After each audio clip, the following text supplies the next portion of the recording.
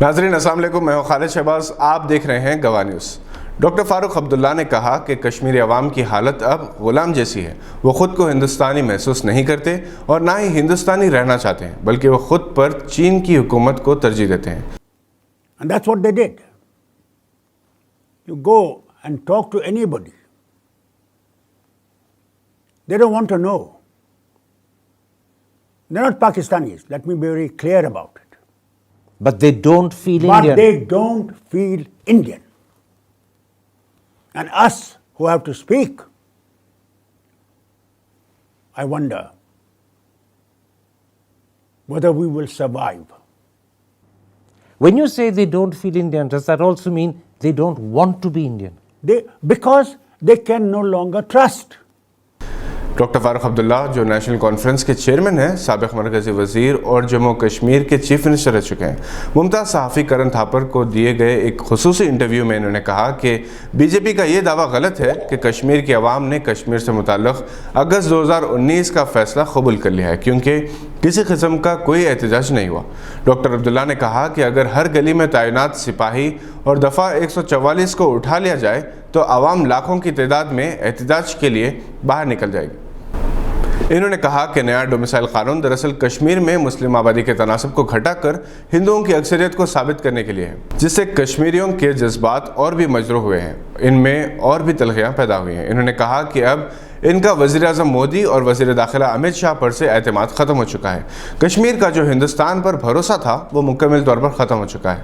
Doctor عبداللہ نے انکشاف کیا کہ 5 اگست 2019 کو کشمیر سے متعلق دستوری تبدیلیاں کی گئی۔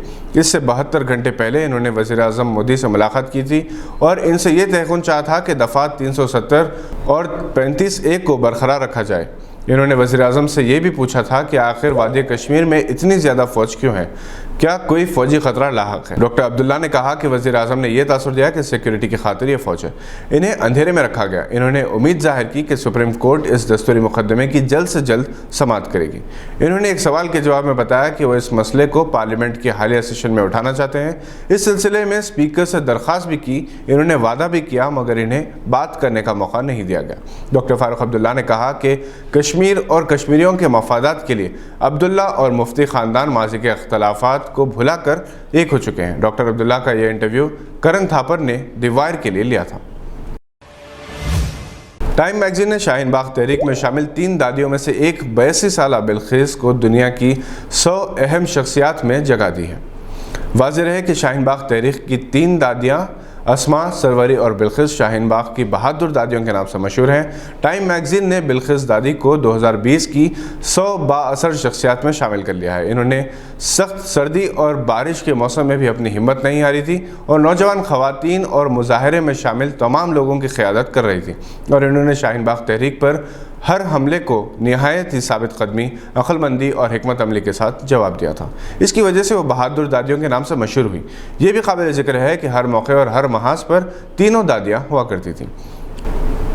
تحریک کے دوران بہادر دادیوں نے تمام بڑے چینلوں کے تیز ترار صحافیوں کا سامنا کیا تھا اور اپنی بات مدلل طور پر رکھنے میں کامیاب ہوئی تھی۔ قومی شہریت ترمیمی قانون NCR اور NPR کے خلاف جاری شاہین باغ تحریک نے پورے ملک میں ہی نہیں بلکہ پوری دنیا کو متاثر کیا اور اس کی گونج امریکہ، یورپ سمیت دنیا کے بیشتر ممالک میں سنی گئی تھی۔ شکاگو میں مقیم ممتاز حیدرآبادی آنکولوجسٹ ڈاکٹر تجمل حسین نے کہا کہ عالمی وبا کورونا وائرس نے ساری دنیا کے سائنسدانوں، دانشوروں اور ڈاکٹرز کو حیرت اور تعجب میں مبتلا کر رکھا ہے۔ سائنٹیفک میتھڈالوجی اس وبا کی وجوہات کا پتہ چلانے اور کسی ایک نتیجے پر پہنچنے میں ناکام ہو چکی ہے۔ اس چھوٹی سے مخلوق کے بایولوجیکل بیہیویئر میں اتار چڑھاؤ کی وجہ سے سائنٹیفک کمیونٹی کشمکش کا شکار ہے۔ اسپین اور فرانس جیسے ترقی یافتہ ممالک نے سختی کے ساتھ لاک ڈاؤن نافذ کیا، ڈرون سے نگرانی کی، مگر کورونا وائرس کی دوسری لہر کو سمجھنے میں ناکام رہے۔ اس لہر نے یورپ میں خوف و دہشت کا ماحول پیدا کر دیا۔ نیدرلینڈ میں بھی دوسری لہر چل رہی ہے جو اس کے پڑوسی ملک سویڈن کی لہر سے زیادہ خطرناک ہے۔ اسرائیل میڈیکل فیلڈ اور تعلیمی میدان میں اپنے کارناموں پر فخر کرتا ہے۔ آج اس کی تقریباً ساری آبادی متاثر ہے۔ ہندوستان اور برازیل میں متاثرین کی تعداد کے معاملے میں پہلا مقام حاصل کرنے میں دوڑ لگی ہے۔ پاکستان نے کسی حد تک اس وبا پر قابو پایا ہے، جس سے کئی دانشور حیران ہیں۔ بنگلہ دیش کا کوکس بازار جو دنیا کا بدترین اسلام علاقہ ہے، جہاں ہزاروں کی تعداد میں پناہ گزین بستے ہیں، جہاں حفظان صحت کا کوئی نظام نہیں، نظام قدرت دیکھے یہاں ایک بھی فرد اس وبا سے متاثر نہیں ہے۔ فلسطین اور دوسرے غریب ممالک میں نقصان کم ہوا ہے۔ افریقی ممالک جہاں کسی قسم کی طبی سہولیات نہیں ہیں، وہ ابھی تک اس صورتحال سے پریشان نہیں ہیں۔ مڈل ایسٹ جنہیں اپنی تیل کی دولت پر ناز ہے، کورونا وائرس سے ذہنی اور جسمانی طور پر انہیں متاثر کر رکھا ہے۔ ڈاکٹر تجمل حسین نے کہا کہ قیامت سے پہلے قیامت صغریٰ کی یہ تصویر ہے۔ والدین اولاد کو اور اولاد والدین کو احتیاطاً یا اس وبا سے بچاؤ کے لیے اپنے سے دور رکھنے لگے ہیں۔ انہوں نے کہا کہ ان حالات کا سنجیدگی سے جائزہ لینے کی ضرورت ہے۔ ہمیں تسلیم کرنا کہ ساری دنیا کا نظام اور کنٹرول صرف اور صرف اللہ جل جلالہ کے اختیار میں ہے۔ وہی خالق ہے۔ ہمیں اپنی طرز زندگی کو فطرت کے مطابق ڈھالنے کی ضرورت ہے۔ آج ترقی کے نام پر ہم تعلیم یافتہ حیوان بن گئے ہیں، ہمیں پرامن انسان بننے کی ضرورت ہے۔ انہوں نے کہا کہ جب ہم واقعی انسان بن جائیں گے، قدرت کے اصولوں پر چلیں گے، تو یہ آفات بلائیں سب ختم ہو جائیں گے۔ مسلمان آج رسوا کیوں ہیں؟ کبھی یہ سوال ہم نے اپنے آپ سے کیا تھا، کبھی ہم نے اپنا محاسبہ کیا۔ جس قوم کے امام اپنی گزر بسر کے لیے ریڑھی لگائیں، ٹھیلا چلانے، گنج میں حمالی کرنے کے لیے مجبور ہوں، مساجد کے مؤذن انتظامی کمیٹی کے عہدیداروں کے گھر کا سودا سلف لانے کے لیے مجبور ہوں، اس قوم کی ترقی کی امید کیسے کی جا سکتی ہے؟ مالیگاؤں مہاراشٹر کی پھول ساونگی کے جامع مسجد کے پیش امام مولوی زاہد کی ایک تصویر سوشل میڈیا پر وائرل ہو رہی ہے، جو حمالی کر رہے ہیں۔ اگرچہ کہ محنت مزدوری کرتے ہوئے امام صاحب کو شرمندگی نہیں ہے، مگر افسوس ہے ہماری قوم پر، جن کی بے بسی کی وجہ سے مساجد کا ائمہ مؤذنین معاشی بدحالی کا شکار ہیں۔